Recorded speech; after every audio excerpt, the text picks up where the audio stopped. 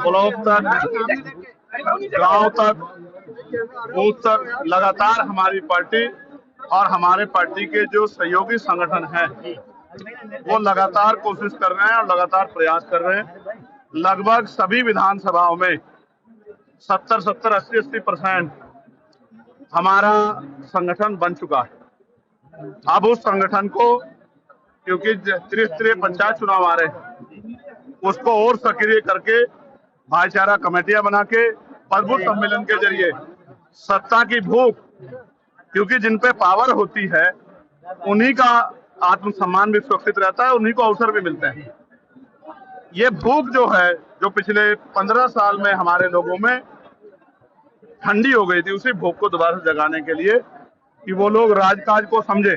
जब राजकाज होगा तभी तरक्की होगी, तभी अन्याय रुकेगा, तभी शिक्षा मिलेगी, तभी अच्छा इलाज मिलेगा, तभी रोजगार मिलेगा, तभी जमीनें मिलेगी, तभी इंडस्ट्रियल एरिया लगेंगे। ये बात समझाने के लिए हम लोग हर मंडल समीक्षा कर रहे हैं। आज आगरा में ये समीक्षा हुई है। शाम के समय फिर एक बार पार्टी के वरिष्ठ नेता और क्षेत्र के बुद्धिजीवी लोगों के साथ, व्यापारियों के साथ एक चर्चा होगी। फिर कल अलीगढ़ हम लोग जाएंगे। इसी तरह से ये संघर्ष का कार्यक्रम चलता रहेगा। अगले शुक्रवार को हम लोग दूसरे मंडल की तरफ प्रस्थान करेंगे। सेना के जयकारे लगा के भारतीय जनता पार्टी लगातार, और जो प्रधानमंत्री है वो कह रहे हैं कि मेरे लोगों में सिंदूर बह रहा है। क्या कहना चाहिए? नहीं, ये पूर्ण रूप से पॉलिटिकल बयान है।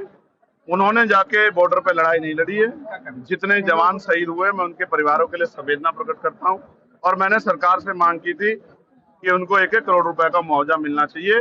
प्लस जो जिनकी जान गई है, जो भारतीय नागरिक थे, उनको भी 1-1 करोड़ रुपए का मुआवजा मिलना चाहिए। मैंने उठाई थी। तो मैं भारतीय सेना के जिंदाबाद के नारे इसलिए लगा रहा हूँ कि भारतीय सेना ही है जिसकी वजह से हम लोग चैन से पढ़ के घर में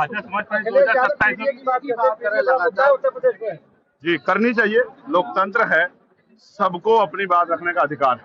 हम कमजोर वर्गों का नारा जो बहुजन समाज के लिए है, SC, ST, OBC और माइनॉरिटी के लोगों के लिए है, जो पिछले 40-45 साल से हमारे महापुरुषों ने संघर्ष करके जो भाईचारे के बीज तैयार किए हैं, उन्हीं को मजबूत करने का काम हम लोग कर रहे हैं। मैं नारों पे नहीं जाता। नारे तो मोदी जी भी अच्छे लगाते हैं, नारे तो अन्य पार्टी भी अच्छा लगाती है, लेकिन क्या उसका फायदा जनता को मिलता है? तो नारों में कुछ नहीं रखा। कथनी और करनी में जिनके फर्क हैं, देश प्रदेश उनको भी जानता है कि उनको उन सरकारें में आने पे उन्होंने क्या क्या हासिल जो है कमजोर वर्गों किया है, लेकिन छिपाव नहीं। अभी त्रिस्तरीय पंचायत चुनाव में आप देख लेना, आजाद समाज पार्टी उत्तर प्रदेश का सबसे बड़ा दल बन के सामने आएगा। इस बात को मेरी आप याद रखना, क्योंकि बेमार में आजाद समाज पार्टी के साथियों ने, ये तो लोग चुनाव में निकलते हैं 24 घंटे 7 दिन, वो समाज की सेवा के लिए, बहन बेटियों के सम्मान के लिए, नौजवानों किसानों के रोजगार और उनके समस्याओं के हल के लिए सड़कों पर रहते हैं। इसलिए जनता का विश्वास आजाद समाज पार्टी के साथ बढ़ रहा है। बाकी दलों को उन्होंने आजमा के देख लिया है, और अगर वो दल अच्छे होते तो उनकी सरकारें क्यों बदलती? आप सोचो, जिनकी सरकारें बदली हैं तो जनता ने तो बदला, इसलिए तो बदला कि उन्होंने अच्छा काम नहीं किया, तो उनको काहे को मौका देना? तो अब वो आजाद समाज पार्टी को मौका देंगे और धीरे धीरे ये जनाधार बहुत तेजी से बढ़ रहा है।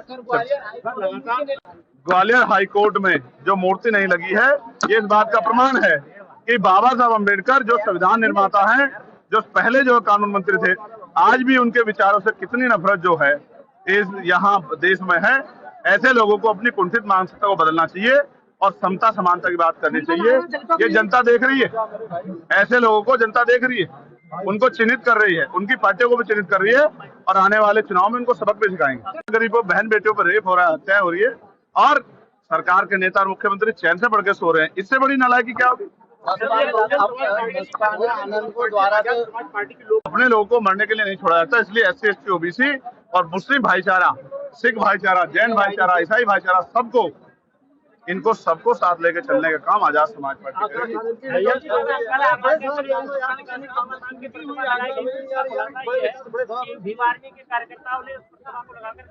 तो छोड़ दी, लेकिन पुलिस ने जिस तरह का व्यवहार यहाँ कार्यकर्ताओं के साथ किया, आप ये बताओ, पार्लियामेंट में तो गृह मंत्री जी ने बाबा साहब के बारे में सब कहे थे, तो सारी पार्टियों ने नारे लगाए थे, सारी पार्टियों ने हल्ला मचाया था। इवन गृह मंत्री जी ने बाद में कहा कि हम तो उनका बड़ा सम्मान करते हैं, सारी पार्टियों ने कहा सम्मान करते हैं। यहाँ बाबा साहब की जो टैल लगी हुई थी, उस पर जिस तरह का अपमान किया गया, आगरा में वो ग्वालियर में जो अपमान किया गया उस पर दल की चुप है।